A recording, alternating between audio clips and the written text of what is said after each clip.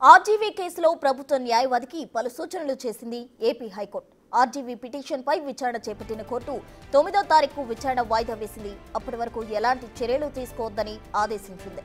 Writ పిటిషన్పై వచ్చే సోమవారం కౌంటర్ దాఖలు చేయాలని ప్రభుత్వ న్యాయవాదికి సూచించింది. కౌంటర్పై ఈ నెల 11న విచారణ చేయనున్నట్లు తెలిపింది హైకోర్టు. ఆల్రెడీ నోటీస్ ఇచ్చిన దానికి రిప్లై ఇచ్చాము. దానికి ఇంతవరకు రెస్పాన్స్ లేదు. దానికి రెస్పాన్స్ కావాలంటే ఇండియాలో డిజిటల్ పోలీసింగ్ అనేది వచ్చింది. పర్సనే ప్రెజెన్స్ అవసరం లేదు. సో దానికి సంబంధించిన కోర్ట్ చేస్తూ మేము నిన్ననే ఈరోజు మార్నింగ్ కూడా స్పీడ్ పోస్ట్ కూడా పంపించాము. అలానే రిప్లైకి నోటీస్ కూడా పంపించాము. వాళ్ళ దగ్గర నుంచి రెస్పాన్స్ రావాలి. కానీ ఆ రెస్పాన్స్ ఇంకా మాకు రాలేదు. మేము వెయిట్ చేస్తున్నాం. మాకు టైం కావాలి. అలానే ఫిజికల్గా ప్రెజెన్స్ అవసరం లేదు.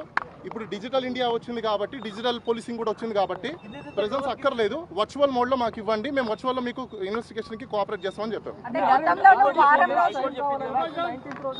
తర్వాత మళ్ళీ ఎక్స్టెన్షన్ టైం కూడా అడిగే అవకాశాలు ప్రతి ఒక్కరికి ఉంటాయి కాబట్టి మేము ఎక్స్టెన్షన్ టైం కూడా అడిగాము. ఇది ప్రీ షెడ్యూల్, ఆయనకున్న ప్రాజెక్టుల రీత్యా మేము ఆయన షెడ్యూల్స్ని చూసుకొని మేము టైమింగ్స్ అడగడం అనేది జరిగింది. హైకోర్టుకి సహకరించాము. హైకోర్టుకి ఆశ్రయిస్తే ఇంకా బెయిల్ అప్లికేషన్కి సంబంధించిన రేపు వాదనలు ఉంటాయి. క్వాష్ పిటిషన్ కూడా మేము ఫైల్ చేసాము. అది కూడా హీరింగ్కి వస్తుంది. క్వాష్ కొట్టేలేదు. అదే మీకు చాలా మందికి తెలియదండి, క్వాష్ కొట్టలేదు. క్వాష్కి ఇన్స్ట్రక్షన్స్కి నోటీస్కి పంపించింది. వాళ్ళ సైడ్ నుంచి కౌంటర్లు దాఖలా చేయాలి.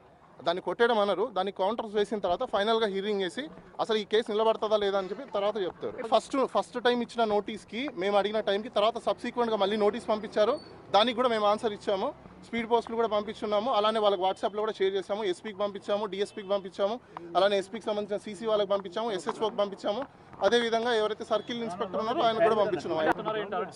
ఒకటి థర్డ్ డిగ్రీ ఎవరు ప్రయోగించినా వాళ్ళ మీద కూడా క్రిమినల్ ప్రాసిక్యూషన్ అవుతుంది. అందులో చూసి ఆర్జీవీ గారు భయపడేంత సినిమా లేదు. ఎవరు కూడా ఈ రోజు పోలీసు వాళ్ళు వీఐపీ స్టేటస్లో ఉన్న వ్యక్తిని తీసుకెళ్లి థర్డ్ డిగ్రీ ప్రయోగిస్తే ఎవరు కూడా చూస్తూ ఊరుకోరు. మేము కూడా కన్సర్న్ కాంపిటెంట్ అథారిటీకి మేము కూడా అప్రోచ్ అవుతాము. గత ప్రభుత్వం ప్రయోగించారనేది ఎవరికి తెలియదు. సో అది సుప్రీంకోర్టులో పెండింగ్ ఉంది. 19th తర్వాత మళ్ళీ కూడా సబ్సిక్వెంట్గా నోటీస్ పంపించారు. 25వ తేదీ ఈ రోజు అటెండ్ అవ్వమని చెప్పారు.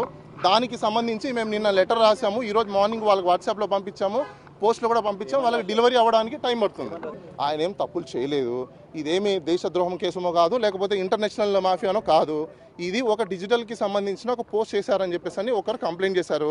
అసలు నిజంగా అది కంప్లైంటా కాదా లేదా అని వెరిఫై చేయడానికి మాకు కొంచెం సమయం కావాలి. వాళ్ళు కంప్లైంట్ ఇచ్చారు, వాళ్ళు ఎఫ్ఐఆర్ కట్టారు. అది ప్రాసెస్. ఆ ప్రాసెస్ అయిపోయిన తర్వాత నెక్స్ట్ ఏం తీసుకోవాలో ఏం లేదని చూసి మేము కూడా దాని మీద యాక్షన్ తీసుకుంటాం. ఒకటి ఇప్పుడు సుప్రీంకోర్టు ఇచ్చిన గైడ్లైన్స్ ప్రకారం ఏ వ్యక్తి అయినా పోలీస్ స్టేషన్కి వెళ్తే అది కంప్లైంట్ ఇచ్చారంటే ఎఫ్ఐఆర్ కట్టడం అనేది వాళ్ళ రెస్పాన్సిబిలిటీ కాబట్టి పోలీసు వాళ్ళు కట్టారు. తర్వాత వాళ్ళు మాకు నోటీస్ ఇచ్చారు. నోటీసుల ప్రకారం మేము కూడా ఫాలో అవుతాం. రూల్ ఆఫ్ లా ఏదైతే ఉందో దాన్ని కంటిన్యూ చేస్తాము.